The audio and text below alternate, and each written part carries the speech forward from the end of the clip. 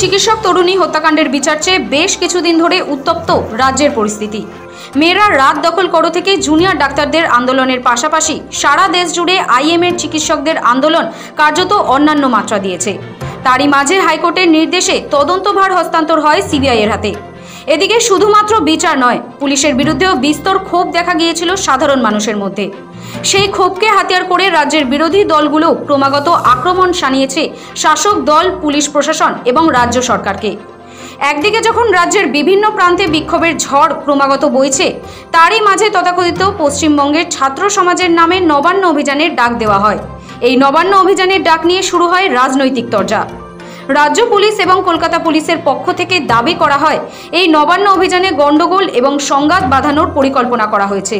পুলিশের এই আশঙ্কার তীব্র বিরোধিতা করে রাজ্যের বিরোধী দলনেতা শুভেন্দু অধিকারী। যে 4 জন ছাত্র মূলত পশ্চিমবঙ্গ ছাত্র সমাজের নামে নবান্ন অভিযানের ডাক দিয়েছিল, তাদের মধ্যে এক ছাত্রের রাষ্ট্রীয় স্বয়ংসেবক সংঘের যোগ নিয়েও তোলপাড় হয় রাজ্য রাজনীতি।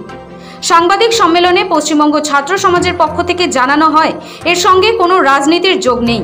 অপরদিকে পুলিশ প্রশাসনের পক্ষ থেকেও জানানো হয় যে এই অভিযান ঘিরে সংঘর্ষ বাঁধানোর পরিকল্পনা করা হচ্ছে। তারই মাঝে সোমবার সন্ধ্যায় রাজ্যের বিরোধী দলনেতা শুভেন্দু অধিকারী সামাজিক প্রচার মাধ্যমে জানান যে শুভজিৎ ঘোষ, পুলকেশ পণ্ডিত, গৌতম সেনাপতি ও প্রীতম সরকার নামে 4 ছাত্র নিখোঁজ। কার্যত তারপরেই আগুনে ঘি পড়ে সামাজিক প্রচার মাধ্যমে প্রতিবাদে ঝড় ওঠে। মঙ্গলবার সকালে কলকাতা পুলিশের পক্ষ থেকে এক স্যান্ডেলে প্রকাশ করা হয় যে 4 ছাত্রকে হত্যার ষড়যন্ত্র এবং হত্যার চেষ্টার অভিযোগে গ্রেফতার করা হয়েছে এবং এও জানানো হয় একজন রাজনৈতিক নেতা 4 ছাত্র নিখোঁজ বলে যে গুজব ছড়াচ্ছেন সেটা সম্পূর্ণ মিথ্যে। সত্যি হলেও 4 ছাত্র নিখোঁজ নয়। এই পশ্চিমবঙ্গ ছাত্র সমাজের আড়ালে বিজেপি মুখ্যমন্ত্রী পদত্যাগের দাবি তুলছেন, সেটা প্রমাণ করার জন্য মরিয়া তৃণমূল। এক্স তৃণমূল মুখপাত্র কুণাল ঘোষ পরিষ্কারভাবে জানান, পশ্চিমবঙ্গ ছাত্র সমাজের নামে বিজেপির একাধিক নেতা উস্কানিমূলক মন্তব্য করছেন। সিবিআইয়ের কাছে বিচার না চেয়ে কলকাতায় অশান্তির চেষ্টা করছেন।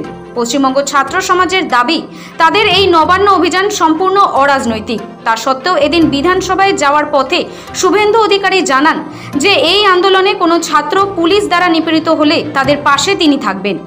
আমাকে বিজেপি অপোজিশন লিডার করেছে, নট ফর বিজেপি। এটা আমি প্রথম থেকে 3.5 বছর প্রমাণ করেছি। Those who are tortured by the Mamata Banerjee government and her hooligan and police, I am ready to rendering my both hands. এটা আমি বরাবর প্রমাণ করেছি। রামপুরহাটের বকটিতে ভোটের জন্য আমি যাইনি 55 জন এমএলএ নিয়ে, মমতা যাওয়ার আগে গেছি। এখানেও যাদেরকে কাল রাত্রে তুলেছে, অ্যারেস্ট করেছে, অত্যাচার করছে, তাদের পাশে আমি as a leader of opposition means গোটা রাজ্যের সরকারি দল এবং সরকারের দ্বারা, সরকারি মেশিনারির দ্বারা অত্যাচারিত প্রত্যেকের পাশে দাঁড়ানো। শুধু যারা অত্যাচারিত হবে তাদের পাশে দাঁড়ানোর বার্তা নয়। শুভেন্দু অধিকারী এদিন এই 4 ছাত্রের নিখোঁজ প্রসঙ্গে জানান যে ছাত্রদের পরিবার ইতিমধ্যেই আদালতে দ্বারস্থ হয়েছেন। ফ্যামিলিকে খবর দিয়েছিলাম, পুলিশ খবর দেয়নি। ওরা হাইকোর্টে চলে এসেছে। Lawyer will move the case today against Mamata police, specially Vineet Goel, a great চটি চাটা and রাজীব কুমার and প্রবীণ ত্রিপাঠী। পশ্চিমবঙ্গ ছাত্র সমাজের নবান্ন অভিযান ঘিরে পুলিশের একাধিক পদক্ষেপকেও কটাক্ষ করেছেন শুভেন্দু অধিকারী। আগামী দিনে রাজনৈতিক দলগুলো নবান্ন অভিযান করলে কি পরিস্থিতি হবে তা নিয়েও দিয়েছেন প্রচ্ছন্ন হুমকি। এরপরে তো মেন পলিটিক্যাল পার্টিরা প্রোগ্রাম ডাকলে তো এরা কোথায় যাবে, রাস্তা খুঁজে পাবে না। তবে এদিন নবান্ন অভিযানের ডাক পশ্চিমবঙ্গ ছাত্র সমাজের যে সকল ছাত্র দিয়েছেন তারা যতই দাবি করুক যে এটি অরাজনৈতিক এবং শুভেন্দু অধিকারীও যতই দাবি করুক যে এটি অরাজনৈতিক, অভিযানের চিত্র কিন্তু অন্য কথাই বলছে। বিভিন্ন জায়গায় বিজেপির পতাকা নিয়েও বহু মানুষকে দেখা গিয়েছে এই অভিযানে।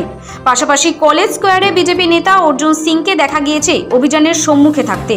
ফলে কুণাল ঘোষের অভিযোগ কিছুটা হলেও মান্যতা পেয়েছে। ব্যুরো রিপোর্ট, সময়, কলকাতা।